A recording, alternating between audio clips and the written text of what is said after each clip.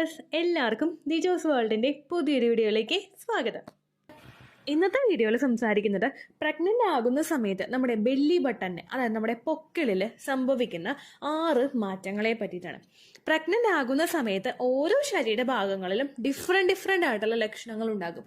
ഒരു സ്ത്രീക്ക് ഫസ്റ്റത്തെ പ്രഗ്നൻസിയിൽ ഉണ്ടായ ലക്ഷണമായിരിക്കില്ല സെക്കൻഡ് പ്രഗ്നൻസിയിൽ ഉണ്ടാകുന്നത്.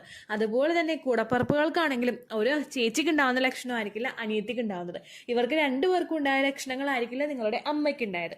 അതുകൊണ്ട് തന്നെ ഓരോരുത്തർക്കും വളരെ ഡിഫറെൻ്റ് ആയിട്ടുള്ള പ്രഗ്നൻസി ലക്ഷണങ്ങളുണ്ട്. ഇതിനെ ആദ്യം കണ്ടുപിടിക്കുകയാണ് നമ്മൾ ചെയ്യേണ്ടത്.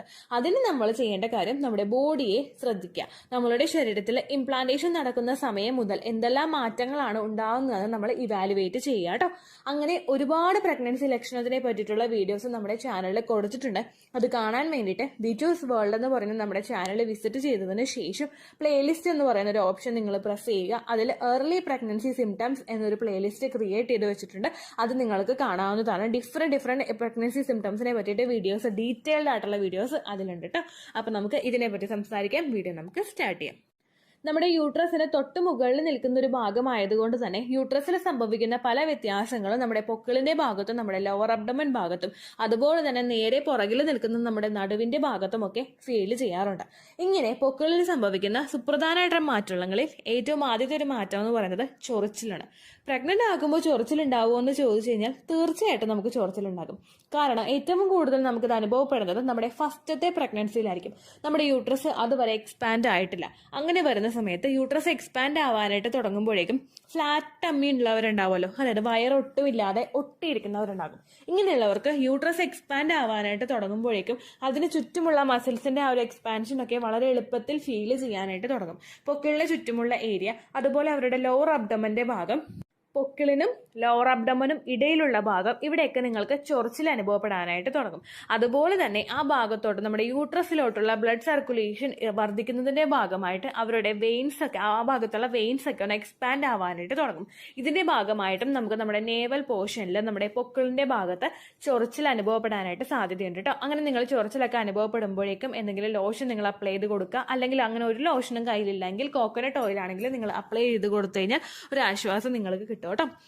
രണ്ടാമതായിട്ട് സംഭവിക്കുന്ന ഒരു ബുദ്ധിമുട്ട് കുത്തി വേദന വരെയാണ്. പൊക്കിളിന്റെ അവിടെ വേദന എടുക്കുക എന്ന് പറയില്ലേ, ആ ബുദ്ധിമുട്ട്. ശരിക്കും നമുക്ക് വേദന ഉണ്ടാകുന്നത് ഏറ്റവും കൂടുതൽ ആ യൂട്രസ് എക്സ്പാൻഡ് ആകുമ്പോൾ ആ ഭാഗത്തൊക്കെ ആയിരിക്കും. പക്ഷെ അതിന്റെ ഒരു പ്രഷർ നമുക്ക് കൂടുതലായിട്ട് വരുമ്പോഴേക്കും നിങ്ങൾക്ക് ആ പൊക്കിളിന്റെ ഭാഗത്തും വളരെ കുത്തിയായിട്ടുള്ള വേദന അനുഭവപ്പെടുന്നു. നമുക്ക് പ്രഗ്നന്റ് ആകുന്ന സമയത്ത്, അതായത് ഇംപ്ലാന്റേഷൻ നടക്കുന്ന സമയം മുതൽ തന്നെ കുത്തുന്നത് പോലെയും കൊളുത്തി വലിക്കുന്നത് പോലെയൊക്കെ ഉള്ള ഒരു വേദന വയറിൽ ഫീൽ ചെയ്യാറില്ലേ. ഇതിന്റെ ഒരു സെൻസേഷൻ നമുക്ക് പൊക്കിളിന്റെ ഭാഗത്തും അനുഭവപ്പെടുകയാണ് ചെയ്യുന്നത് കേട്ടോ. മൂന്നാമതായിട്ടുണ്ടാകുന്ന ഒരു മാറ്റം എന്ന് പറയുന്നത് നമ്മുടെ ബെല്ലി ബട്ടന് ഉണ്ടാകുന്ന വര. നമ്മുടെ ബെല്ലി ബട്ടനെ ക്രോസ് ചെയ്തിട്ട് ലോവർ അബ്ഡമൻ ഭാഗത്തും അടിവയറിന്റെ ഭാഗത്തും അതുപോലെ തന്നെ നമ്മുടെ ബ്രസ്റ്റിന് ഏകദേശം അടുക്കെയുള്ള ആ ഒരു ഭാഗത്തും ഒക്കെ ഒരു വര വരാറുണ്ട്, കറുത്ത വര. ലീനിയ നീഗ്ര എന്നാണ് ഈ വരയുടെ പേര്. പ്രഗ്നന്റ് ആകുന്ന ഒട്ടുമിക്ക സ്ത്രീകൾക്കും ഉണ്ടാകുന്ന ഒരു വരയാണിത്. ചിലർക്ക് സെക്കൻഡ് ട്രൈമസ്റ്റർ ഒക്കെ ആവുന്ന സമയത്തായിരിക്കും ഇങ്ങനെ ഉണ്ടാകുന്നത്. ചിലർക്ക് നോർമലി ഫസ്റ്റത്തെ ട്രൈമസ്റ്ററിൽ തന്നെ ഇതിന്റെ കളർ കൂടുതലായിട്ടും വരാനായിട്ട് തുടങ്ങും. നമുക്ക് ചില ആളുകൾക്കൊക്കെ ഓൾറെഡി ഇത് ഉള്ളതാണ്. അതുകൊണ്ട് തന്നെ നമ്മൾ ചെറുതായിട്ട് കുറച്ചൊന്ന് ഡാർക്ക് ആയിട്ട് വരുന്നത് ഈ പ്രഗ്നൻസി സമയത്ത് ഫീൽ ചെയ്യാം കേട്ടോ.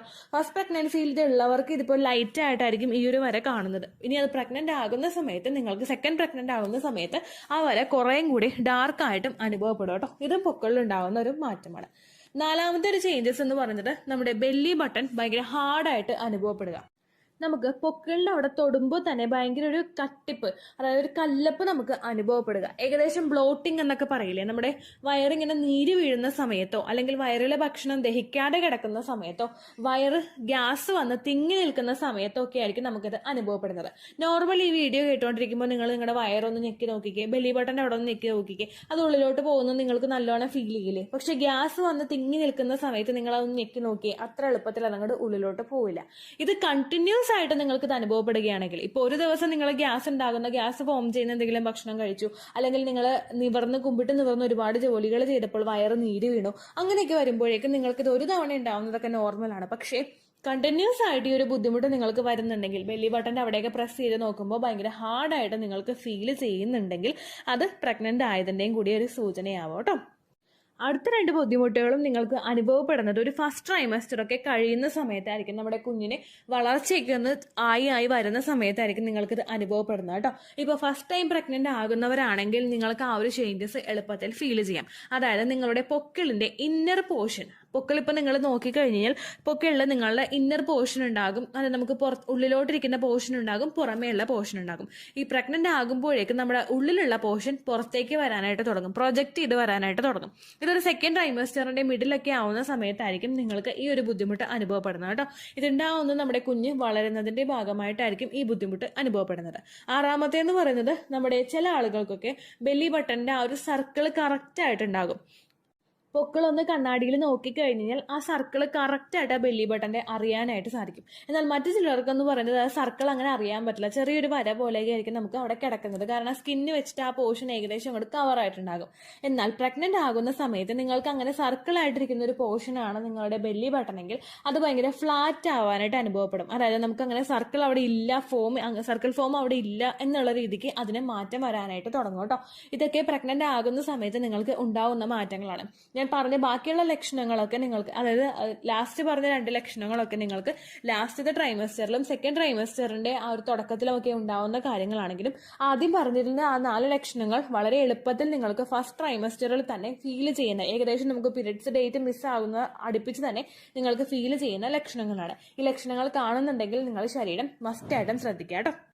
പിന്നെ തുടക്കത്തിൽ പറഞ്ഞതുപോലെ തന്നെ നിങ്ങൾക്ക് ഈ ലക്ഷണങ്ങൾ ഒന്നുമില്ലെങ്കിലും നിങ്ങൾ വിഷമിക്കേണ്ട ഒരു ആവശ്യമില്ല. കാരണം ഒരുപാട് പേരുടെ ഈ ലക്ഷണങ്ങളൊക്കെ കാണാതെ വന്നു കഴിഞ്ഞാൽ പ്രഗ്നൻസി ഈ മാസവും ഇല്ലേ എന്ന് വിചാരിച്ച് വിഷമിക്കുന്ന ആളുകളുണ്ട്. നിങ്ങൾ ഒരിക്കലും അങ്ങനെ വിഷമിക്കേണ്ട ആവശ്യമില്ല. കാരണം ഒരു പ്രഗ്നൻസി ലക്ഷണവും ഇല്ലാതെ പ്രഗ്നന്റ് ആകുന്ന ഒരുപാട് പേരുണ്ട്. ഇൻ കേസ് എക്സ്പെക്ടഡ് പീരിയഡ് ഡേറ്റിൽ ബ്ലീഡിംഗ് വന്നതിന് ശേഷം ടെസ്റ്റ് ചെയ്ത് നോക്കുമ്പോൾ പോസിറ്റീവ് ആയിട്ടുള്ള ആളുകളും ഉണ്ട്. ഇപ്പോൾ നമ്മുടെ ചാനലിൽ കഴിഞ്ഞ ദിവസം ഒരു കമന്റ് വന്നിട്ടുണ്ടായിരുന്നു, പ്രഗ്നന്റ് ആണെന്ന് അറിഞ്ഞത് 1.5 മാസം പ്രഗ്നന്റ് ആയതിനു ശേഷമാണെന്ന്. കാരണം ആ കുട്ടി ശരിക്കും ഇറഗുലർ പീരിയഡ്സ് ആയിരുന്നു, ലക്ഷണങ്ങളൊന്നും പറയത്തക്ക ഒരു ലക്ഷണവും ഉണ്ടായിരുന്നില്ല. എന്തോ ബുദ്ധിമുട്ട് വന്ന് ഹോസ്പിറ്റലിൽ പോയി ടെസ്റ്റ് ചെയ്ത് നോക്കിയപ്പോഴേക്കും പ്രഗ്നൻസി പോസിറ്റീവ്, അപ്പോൾ നോക്കിയപ്പോഴേക്കും 1.5 മാസം പ്രഗ്നന്റ്. അപ്പോൾ നിങ്ങളൊന്ന് ആലോചിച്ച് നോക്കിക്കേ, അങ്ങനെയുള്ള ആളുകളും ഉണ്ട്. നമ്മുടെ ജീവിത രീതിയിൽ വരുന്ന വ്യത്യാസങ്ങൾ കൊണ്ടും നമ്മളുടെ ലൈഫ് സ്റ്റൈലിൽ ഉണ്ടാകുന്ന വ്യത്യാസങ്ങൾ കൊണ്ടും ഒക്കെയാണ് ഇങ്ങനെയൊക്കെ സംഭവിക്കുന്നത്. അതായത് നമ്മുടെ ഭക്ഷണ രീതിയിലും നമ്മുടെ ജീവിത രീതിയിലും ഉണ്ടാകുന്ന വ്യത്യാസങ്ങൾ കൊണ്ടാണ് ഇങ്ങനെയൊക്കെ സംഭവിക്കുന്നത്. അപ്പോൾ ഇത് നിങ്ങൾ പ്രത്യേകം ശ്രദ്ധിക്കുക. പീരിയഡ് ഡേറ്റിൽ നിങ്ങൾക്ക് ബ്ലീഡിംഗ് വരുന്നുണ്ടോ, ബ്ലീഡിങ്ങിന്റെ ക്വാണ്ടിറ്റി എത്രത്തോളമാണ്, ഇങ്ങനെയുള്ള കാര്യങ്ങളും നിങ്ങൾ ശ്രദ്ധിക്കുക കേട്ടോ. ഇത്രയേ ഉള്ളൂ വീഡിയോ. യൂസ്ഫുൾ ആയി കാണുമെന്ന് വിശ്വസിക്കുന്നു. യൂസ്ഫുൾ ആവുന്നുണ്ടെങ്കിൽ ലൈക്ക് ചെയ്യുക, ഫ്രണ്ട്സിനൊക്കെ ഷെയർ ചെയ്ത് കൊടുക്കുക കേട്ടോ. എന്തെങ്കിലും സംശയം ഉണ്ടെങ്കിൽ നിങ്ങൾ കമൻസിൽ ചോദിക്കുക. പണ്ടത്തെ വീഡിയോയ്ക്ക് കമൻസ് ഇടുന്നവർക്ക് റിപ്ലൈ ലഭിക്കുന്നില്ലെങ്കിൽ ലേറ്റസ്റ്റ് ആയിട്ട് ഞാൻ ഏത് വീഡിയോ ആണ് അപ്ലോഡ് ചെയ്യുന്നത് അതിന് താഴെ കമൻറ്റ് ഒന്ന് കോപ്പി പേസ്റ്റ് ചെയ്യാനായിട്ട് ശ്രദ്ധിക്കുക കേട്ടോ. അതുപോലെ ഓവുലേഷൻ ഡേറ്റ് കാൽക്കുലേറ്റ് ചെയ്ത് തരാനായിട്ട് റിക്വസ്റ്റ് ചെയ്യുന്ന ആളുകൾ എത്രയാണോ സൈക്കിൾ ലെങ്ത് അത് മെൻഷൻ ചെയ്യാനായിട്ട് ശ്രദ്ധിക്കുക. സൈക്കിൾ ലെങ്ത് എന്നതുകൊണ്ട് ഉദ്ദേശിച്ചത് ഓരോ മാസവും എത്ര ദിവസം കൂടുമ്പോഴാണോ ബ്ലീഡിങ് വരുന്നത് അതാണ് സൈക്കിൾ ലെങ്ത്. കഴിഞ്ഞ മാസം ഒരു 8-ാം തീയതിയാണ് ബ്ലീഡിംഗ് ആയതെങ്കിൽ ഈ മാസം 6-ാം തീയതിയാണ് ബ്ലീഡിംഗ് ആയതെങ്കിൽ കഴിഞ്ഞ മാസം 8-ാം തീയതി മുതൽ ഈ മാസം 6-ാം തീയതി വരെ എത്ര ദിവസമുണ്ടോ അത് കാലണ്ടറിൽ എണ്ണി തിട്ടപ്പെടുന്നതാണ് നിങ്ങളുടെ സൈക്കിൾ ലെങ്ത്. സൈക്കിൾ ലെങ്ത് നമ്മൾ കൃത്യമായിട്ട് കാൽക്കുലേറ്റ് ചെയ്യുകയാണെങ്കിൽ ഓവുലേഷൻ ഡേറ്റ് എളുപ്പത്തിൽ കണ്ടുപിടിക്കാൻ വേണ്ടിയിട്ട് ഒരുപാട് ആപ്ലിക്കേഷൻസും ഒരുപാട് ഓൺലൈൻ ആയിട്ടുള്ള വെബ്സൈറ്റുകളും ഇന്ന് നമുക്ക് അവൈലബിൾ ആണ്. പ്ലേ സ്റ്റോറിൽ പോയിട്ട് ഓൺലൈൻ ഓവുലേഷൻ ട്രാക്കർ എന്ന് ടൈപ്പ് ചെയ്ത് കഴിഞ്ഞാൽ നിങ്ങൾക്ക് അതുമായിട്ട് ബന്ധപ്പെട്ടിട്ടുള്ള ആപ്ലിക്കേഷൻസ് കിട്ടും. അത് പറ്റുന്നില്ല എങ്കിൽ ഗൂഗിളിൽ പോയിട്ട് ഓൺലൈൻ ഓവുലേഷൻ കാൽക്കുലേറ്റർ എന്ന് ടൈപ്പ് ചെയ്ത് കഴിഞ്ഞാൽ അതുമായിട്ട് ബന്ധപ്പെട്ടിട്ടുള്ള വെബ്സൈറ്റുകൾ നിങ്ങൾക്ക് കിട്ടും. അതിൽ നിങ്ങളുടെ ലാസ്റ്റ് മന്തിലെ മെൻസ്ട്രേഷൻ്റെ ഡേറ്റും ഒപ്പം ഞാൻ ഈ പറഞ്ഞ രീതിക്ക് നിങ്ങൾ കാൽക്കുലേറ്റ് ചെയ്യുന്ന സൈക്കിൾ ലെങ്ത്തും എൻ്റർ ചെയ്ത് കൊടുക്കുകയാണെങ്കിൽ നിങ്ങൾക്ക് കൃത്യമായിട്ട് ഓവുലേഷൻ ഡേറ്റ് കണ്ടുപിടിക്കാനായിട്ട് സാധിക്കും. ഫെർട്ടൈൽ ടൈം പീരീഡും നിങ്ങൾക്ക് കിട്ടും. അതായത് എത്ര ദിവസം മുതൽ കോൺടാക്ട് ചെയ്ത് തുടങ്ങിക്കഴിഞ്ഞാൽ നിങ്ങൾ പ്രഗ്നൻ്റ് ആകും എന്നുള്ളൊരു ഡേറ്റും നിങ്ങൾക്ക് പ്രോപ്പറായിട്ട് കിട്ടും കേട്ടോ.